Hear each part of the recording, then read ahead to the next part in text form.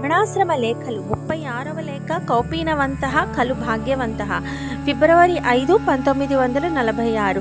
భగవాన్ ఈ మధ్య అచ్చయ్య వచ్చిన రమణలీల అప్పుడప్పుడు చూస్తున్నారు కదా, ఆ సందర్భంలో తుండుగుద్ద కథ రాశారా అని రంగస్వామి అడిగాడు నిన్న.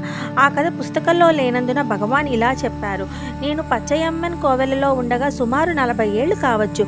1906లో అనుకుంటా ఎవరో తెచ్చి ఇచ్చిన మలయాళపు తుండు ఒకటి నా వద్ద ఉండేది. అసలే దాని నేత అంతంత మాత్రం కదా. 2 నెలలు అయ్యేసరికి లెక్కలేనన్ని చిల్లులతో తయారైంది. పళనస్వామి ఊళ్ళో లేడు. వంట మొదలైన పనులన్నీ మనమే చూసుకోవలసి వచ్చింది. ఆ చెయ్యి ఈ చెయ్యి తుడవడం వల్ల రంగు కూడా ఎలా ఉండాలో అలా ఉంది. కప్పుకుంటే పస బయటపడుతుందని ఉండగా చుట్టి దగ్గర పెట్టుకునేవాణ్ణి.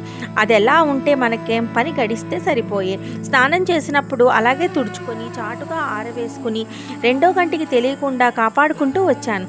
ఒకనాడది దులుపుతూ ఉంటే ఒక కడజాతి కొంటె పిల్లవాడు చూచి, సామి సామి గవర్నర్కు కావాలట ఈ తుండు, అడిగి తెమ్మన్నారు సామి, ఇయ్యండి బాబు అంటూ పరిహాసంగా చేతులు చాచాడు. అమ్మ ఈ తుండా, ఇవ్వను పోమన్నాను. ఆ తుండు రాను రాను మరీ 1000 కంతలతో తయారైతే శేషయ్యర్ ఇచ్చాతుల కంట పడుతుందేమోనని దగ్గర పెట్టుకోవటం మాని స్నానం చేసినప్పుడు తుడుచుకుంటూ చాటుగా ఆరవేసి కోవెల ప్రాకారంలో ఉన్న చెట్టు తొర్రలో దాచిపెడుతూ వచ్చాను. ఒకనాడు నేనెక్కడికో వెళ్ళినప్పుడు శేషయ్యర్ వాళ్ళు ఏదో వెతుకుతూ ఆ తొర్రలో చెయ్యి పెట్టేసరికి తుండు దొరికింది. దాని వాలకం చూసి నొచ్చుకొని నేను వచ్చేసరికి అపరాధమైంది స్వామి అంటూ దుఃఖించటం మొదలుపెట్టారు. ఏమయ్యా కదా అంటే, అయ్యో 1000 కంతలతో ఉన్న ఈ తుండుతోనా స్వామి తడి ఆర్చుకోవటం, మా భక్తి బండలుగాను ఇంత మాత్రం కనుక్కోలేకపోతేమే అని నొచ్చుకొని బొత్తులుగా కొత్తవి తెచ్చిపెట్టారు.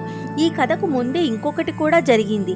ఏమంటే నా కౌపీనం చిరిగింది. కావాలని ఎవరిని అడగనాయే. గుట్టు బయటపడకూడదు. కుట్టుకుందామంటే సూదేది దారమేది.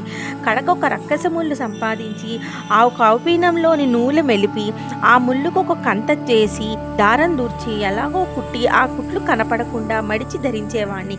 కాలం గడిచిపోయేది. మనకేం కావాలి, ఆ రోజులు లాంటివి అన్నారు భగవాన్. ఇది చెప్పటం వారికైతే సహజంగానే ఉంది, కానీ విన్న మా మనస్సు విస్తుపోయింది. ఈ సంగతులు లోగడ భగవాన్ చెప్పగా విని మురుగనారు పాట రాశారట.